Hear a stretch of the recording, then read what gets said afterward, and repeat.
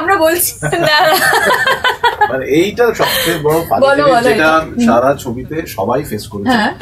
কিছু একটা ছোটখাটো কিছু হলেই এই হাসিটা যে কোনো জায়গায়, আমরা হয়তো কোনো একটা মানে বোলপুরের কোনো একটা রাস্তায় শুট করছি, দূর থেকে শোনা যাচ্ছে সেই হাসিটা, এরকমটা। আচ্ছা, মানে কখনো কোনো দুঃখের সিনে হাসি পেয়েছে, মানে হয়তো উল্টো দিকে লোকটা এত খারাপ অভিনয় করছে যে আমি হেসে ফেললাম, এরকম মাঝে মাঝে রয়েছে?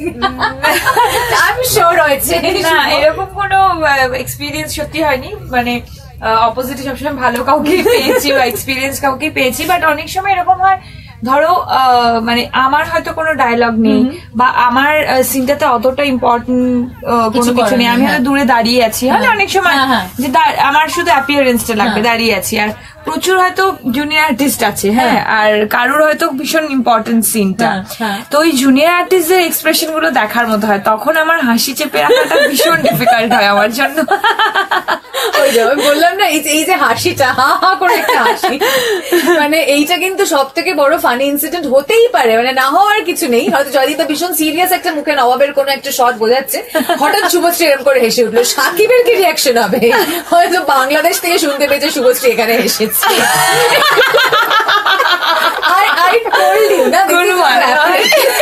সাকিব শুনছে এখন, বলছে আসছি, এখানে আছে না ওখানে, না ও এলে তো এখানে নিয়ে আসতাম, বাংলাদেশে আছে, পালিয়ে গেছে বলেছে, দাঁড়াও শুনতে পাচ্ছে, আমি শিওর এক্ষুনি একটা হোয়াটসঅ্যাপ আছে, শুভ একটু কম হাস।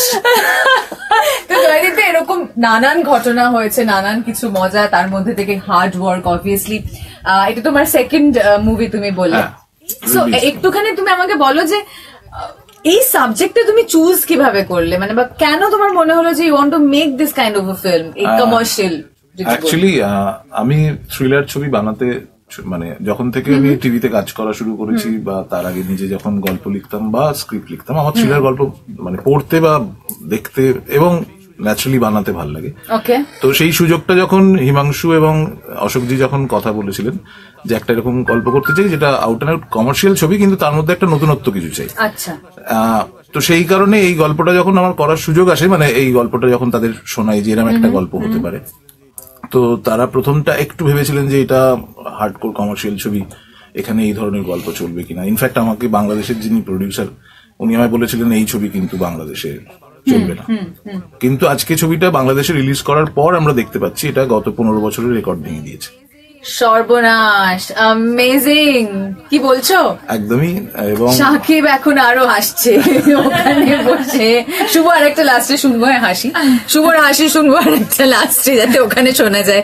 15 বছরের রেকর্ড ব্রেক করেছে বাংলাদেশে। আমরা শুনেছি যে Shakib is a big star there, মানে অ্যামেজিং, মানে ওর বোধহয় খ্যাতিটা বাংলাদেশে অসাধারণ, মানে আমরা ওকে বাংলাদেশের রজনীকান্ত বলতে পারি, বাংলাদেশের রজনীকান্ত, মানে জাস্ট কাণ্ডটা ভাবো। আর জয়দীপ দা ওইরকম একটা লেভেলের অ্যাক্টর, বাংলাদেশে অত নাম, তার সঙ্গে কাজ করে কেমন লেগেছে?